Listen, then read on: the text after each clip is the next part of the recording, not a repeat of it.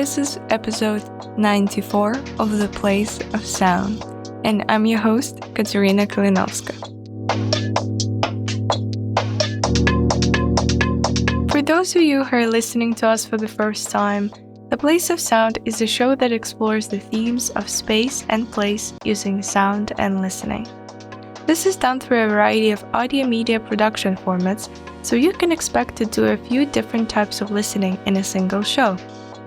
Episodes consist of what we refer to as audio portraits or oral history-style interviews that explore topic of home, soundscape compositions which use everyday sounds to communicate the personal and social significance of a given place, and we typically end the episode with a short documentary-style piece that explores the place-based identity of the producer.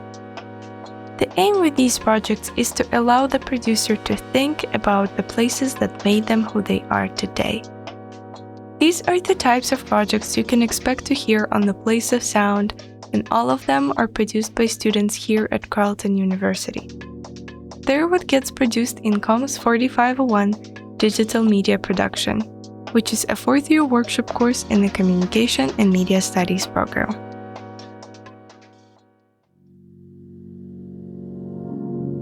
Alright, on to the projects. First is Borders and Belonging by Nimi Oladipupo. It's an intimate conversation with Nagin, who left her home in Iran for Canada. She speaks with honesty about the heartbreak of leaving family behind, the loneliness of starting from scratch, and the determination to build a new sense of home. It's a story about resilience and how belonging is often something we have to create for ourselves. Next is The Spaces Between Us by Calla Barei-Fabris. The soundscape takes us inside the quiet, in-between moments of apartment living. The creak of floorboards, the muffled music from behind a closed door, the ritual of laundry in the shared basement. It's an ode to the invisible threads that connect us to the strangers we may never meet, but whose presence shapes our days.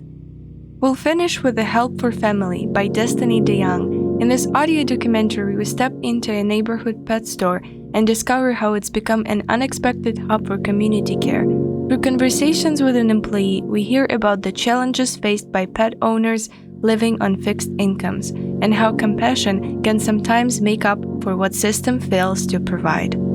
Over to you, Nimi. Home is often seen as a place of comfort, familiarity, and belonging. But what happens when you're forced to leave it behind and start over somewhere new? Hi, I'm Nimi, and in my audio portrait, Borders and Belonging, I speak with Nagin, who left her home in Iran for Canada. She shares the emotional toll of saying goodbye to her family, the isolation of rebuilding a life from scratch, and the ongoing struggle to redefine what home truly means. Her story is one of loss, resilience, and the search for belonging in an unfamiliar world. Enjoy as you listen. I am from Iran. From my hometown is Kashan, 2.5 hours ride to Tehran, the capital. I moved to Canada 5.5 years ago almost. When I got accepted here, I was so happy. When I said goodbye to my parents at the airport, it was so sad. But my mama told me that I am her daughter and I should be strong. Yes. So she stopped me from crying or anything. The moment I wanted to cry, she said, "No, stop. You are strong. You should go this and that." And I said goodbye. I came here to Canada. Then, thankfully, my flight was delayed 2.5 hours. I was sitting in the flight waiting for the airplane to leave Tehran. Then, at least I got prepared a little bit more.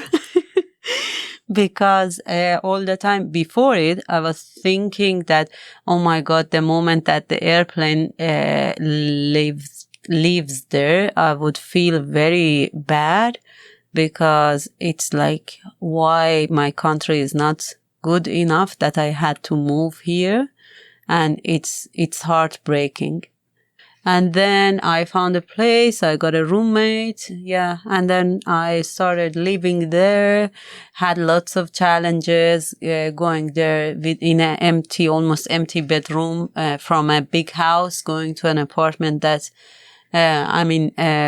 we didn't have anything in the living room.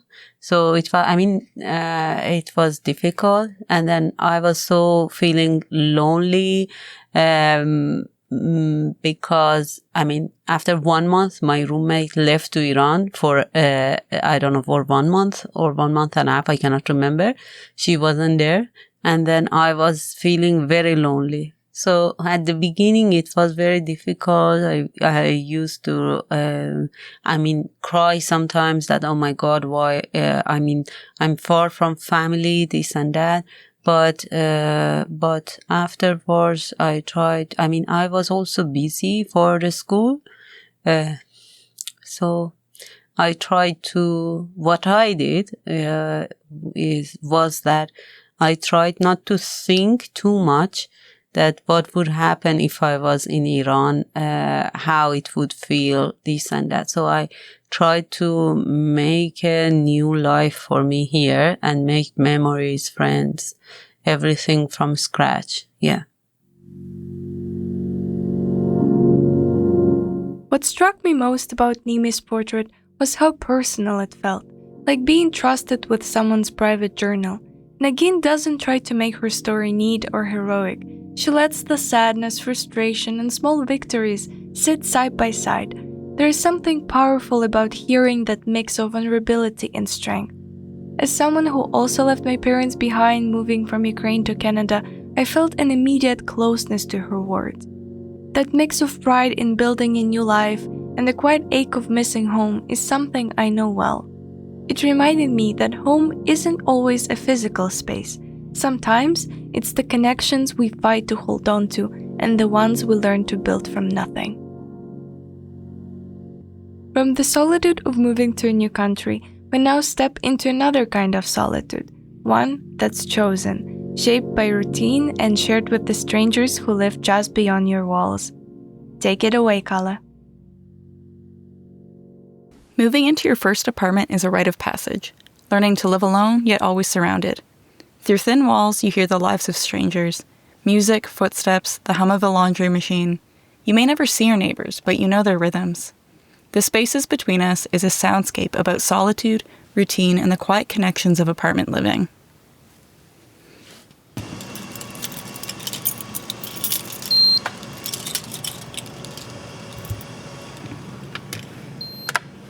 The door buzzer always sounds loud to me because it's so quiet in here. My hands are full, laptop in one hand and groceries I picked up on my way home from campus in the other. I try my best to slowly close the door behind me since it tends to shut loudly, and everything sounds extra loud in here, with movement echoing in the narrow halls and up the staircases. I smell tobacco immediately.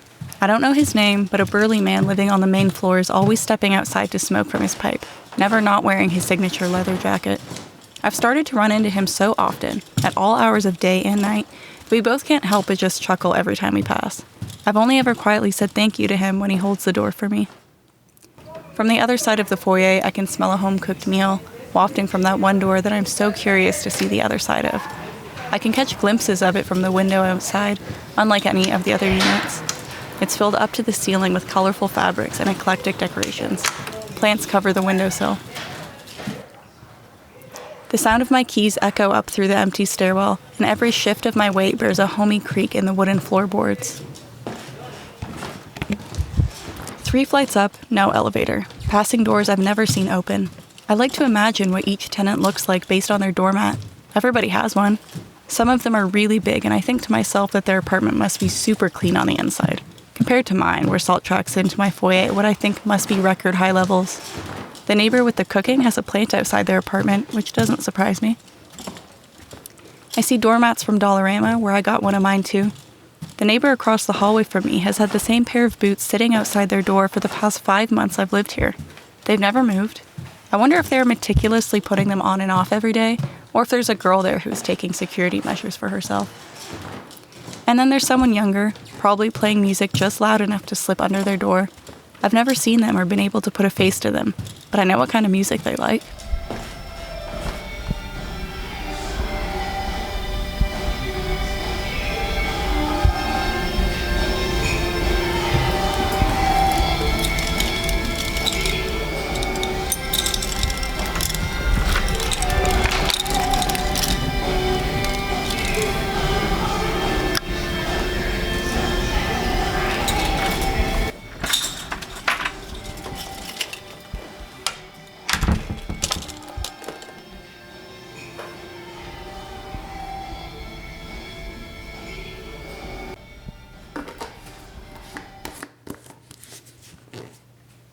The laundry machine is usually empty when I go late at night. With only one set of machines between 14 units, I cross my fingers every time I gather my clothes and begin trekking down 4 flights of stairs, past the main floor and down to the basement.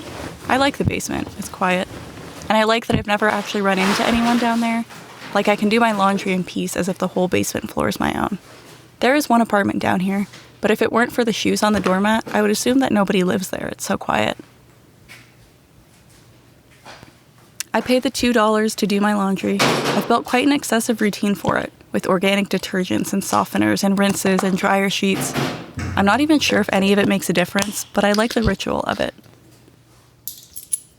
I often get tired of working at a bar, but every time I do laundry, I'm grateful for the loonies that I have from tip money.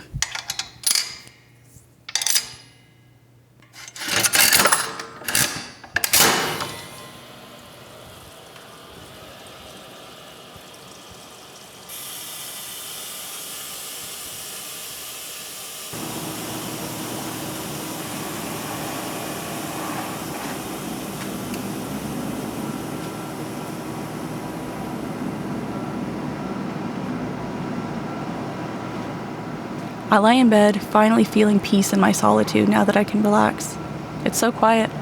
Outside my window, I hear the scrapes, shrieks, and slow moans of the snowplows. At first, it disrupts me, but then I close my eyes and sink into my bed and picture myself nearly 20 years ago, at my very first ever childhood home. The days before going to school and work, when I got to stay home with Mom, and every single day in winter we would watch the snowplows at work on the street right outside. Back then, the sounds of them were exciting. Getting to watch them was an activity in itself. And then when that was done, I would put on my snow pants and go play in the mountain of snow that they left behind. So I keep my eyes shut, and I think of that as I hear them, and I let them lull me to sleep.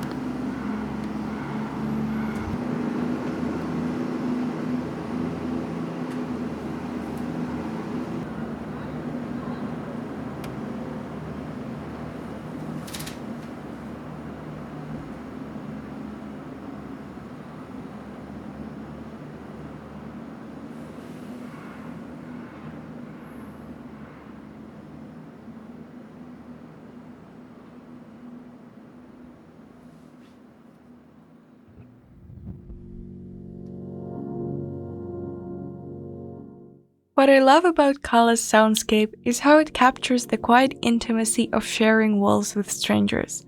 The way small details like footsteps or faint melody become part of your own daily rhythm. It made me think of home. I lived in the same apartment building my whole life. A neighbor next door would play music so loudly I could hear it through my walls. Always Queen or other 80s and 90s rock. My mom and I even had a running joke about guessing his mood based on the songs he played. That's the kind of connection this piece taps into, those subtle observation-shaped relationships that quietly anchor you to the place and people in it. And now we move from apartment life to a public place where community care unfolds in small, unexpected ways, a neighborhood pet store where compassion meets the realities of economic struggle. Your turn, Destiny. Hi, I'm Destiny DeJong, a fourth-year Communications and Media Studies student at Carleton University. This audio documentary takes a deep look into pet value at the Alta Vista Plaza, a business which on the surface appears to be like any other. However, as we discuss with an employee, the low-income neighborhood often struggles against rising costs, especially when a pet might require professional care. The struggles faced by the low-income members of the community highlights common societal issues of who chooses whether people deserve help and why. Please enjoy. The Alta Vista Plaza houses a store which many people pass by without giving it a second thought. welcome to Pet Value. How are you? Good, how are you? Good. Is there anything I can help you find today? No, just looking. Thank you. However, for a number of individuals within the community, Pet Value holds a special place. Some people do bring their pets here, which is kind of like when people bring their kids into stores and you interact with their children, like you're interacting with people's family through their animals. We want to get to know people. It's not solely like a transactional shopping experience. That was Roshan, an employee at the store. Recently, I had the opportunity to discuss with him what it means to be a pet parent and the hardships that accompany it. What are the biggest barriers preventing people from owning pets? Money. As costs continue to go up, there aren't any alternatives for people to find lower cost items. I think that money specifically, especially when it comes to spay and neuter, health stuff, not even just food. Like food is one thing, you can get it on sale, you can, manage. But I think the incidentals and that like risk is something that people aren't willing to necessarily take. Often, to minimize the cost associated with pet ownership, people will stop at stores such as Pet Value before stopping at the vet to try and find a more budget-friendly solution. The cost of the vet to go in for an appointment, a minimum exam cost is about $100. And so a lot of the time when folks are coming into the store and asking questions about things, they're looking for solutions specifically to avoid having to go to the vet. And so coming into a store like this where we can provide very specific solutions in specific contexts, we do give them that more short-term peace of mind, I think, that they can leave with the product and feel like, okay, I'm going to be doing something about this. And then if they have to go to the vet, at least they tried. The people who shop at Alta Vista Pet Value are often more cost-conscious than people who might shop at other store locations. Due to the neighborhood the store is located in, people are very appreciative of the short-term solutions or preventative measures offered there. Especially where this store is located, not too far from here, there is a good portion of low-income housing. A lot of folks in this neighborhood are on a fixed income, so either they're seniors or they have disabilities or something like that. Means that they don't have the same variable income and same disposable income that you might find in something in an area like Barhaven or something like that, where there is a little bit more wealth. This cost-conscious mindset due to living on a fixed income is the experience of one of the regular customers.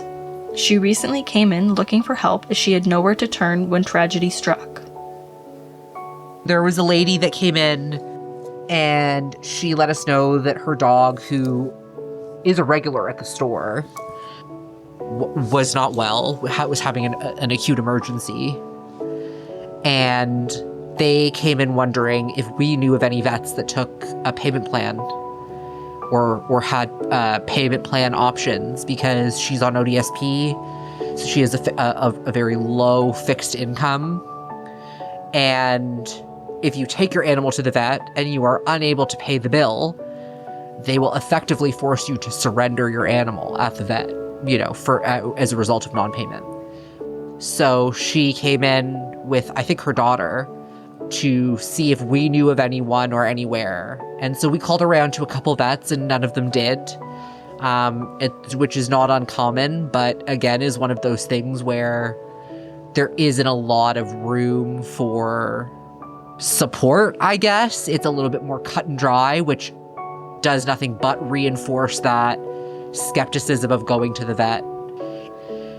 What we ended up finding was a local, I think they might have been a rescue, but I think they were actually more like an association to help pet parents with a low income.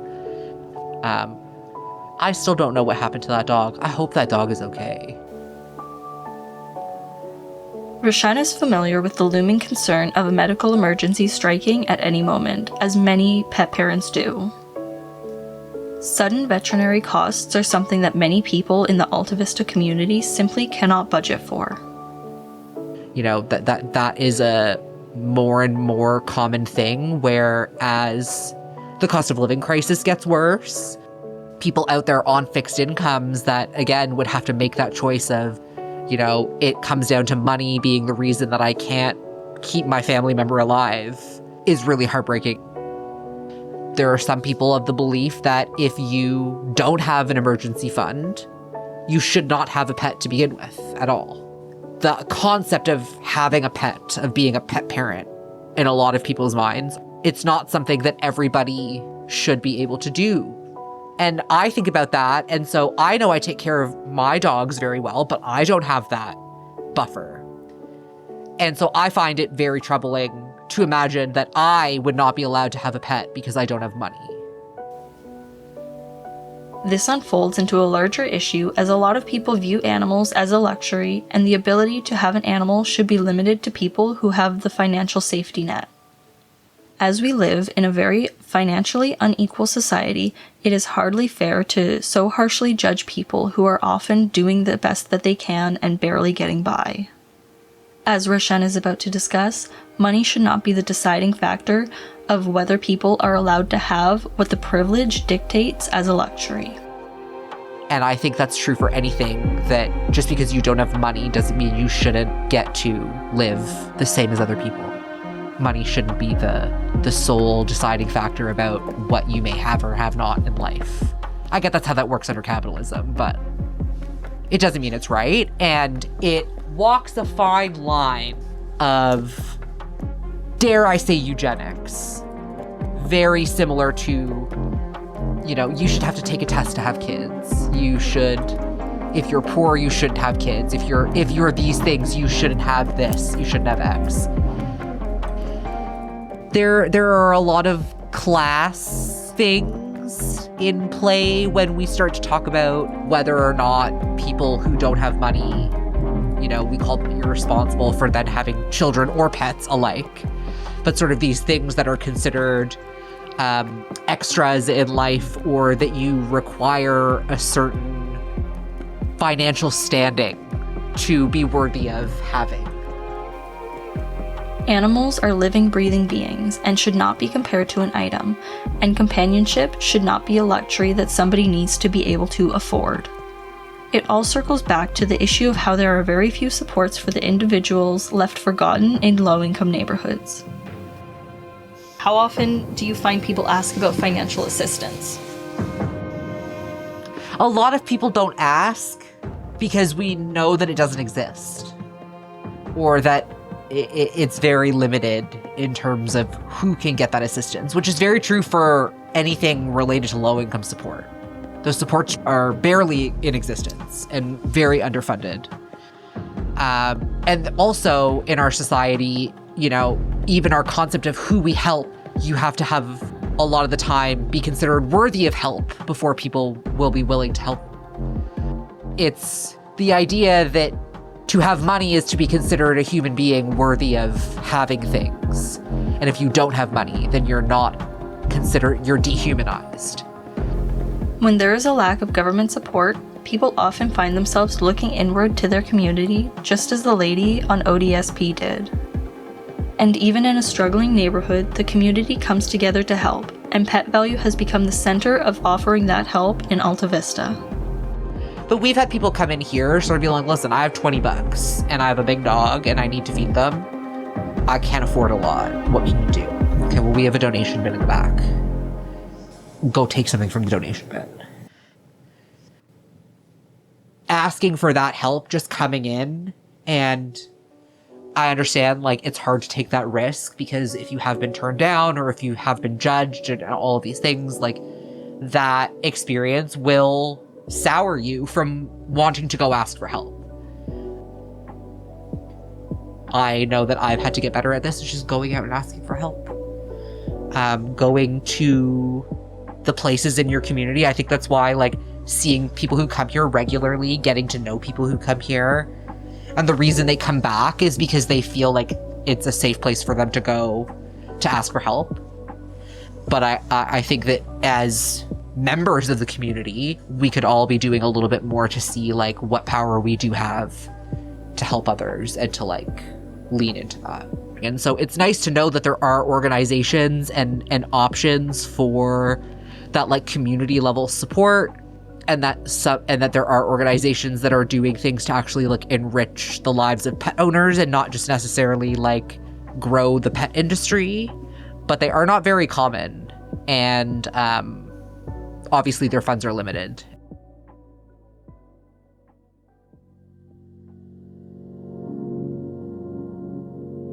Destiny's documentary revealed the quiet but uncomfortable truth that companionship, something so deeply human, is too often treated as a privilege for those who can afford it.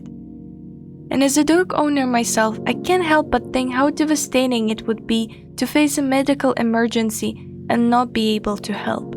Destiny's piece doesn't sensationalize that hardship, it listens. Through the voices of those who are part of the community, we hear that care can be as simple as a conversation or a bag of donated pet food. It's a gentle but powerful reminder that community isn't measured by how close we live to one another, but how willing we are to see and respond to the needs around us. And it leaves me wondering, how many acts of quiet generosity are holding our neighborhoods together without anyone noticing?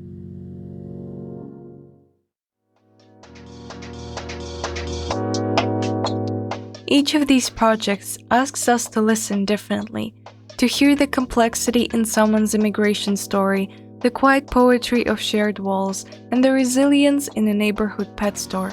Together, they remind us that sound has the power to reveal the connections we might otherwise miss. If you have a story, a soundscape, or even just a single recording you like, we'd love to hear it. The Place of Sound is always open for submissions. Find the link on our Instagram linktree or click the button Get Involved at theplaceofsound.ca. Thanks for listening and see you in 2 weeks. Bye!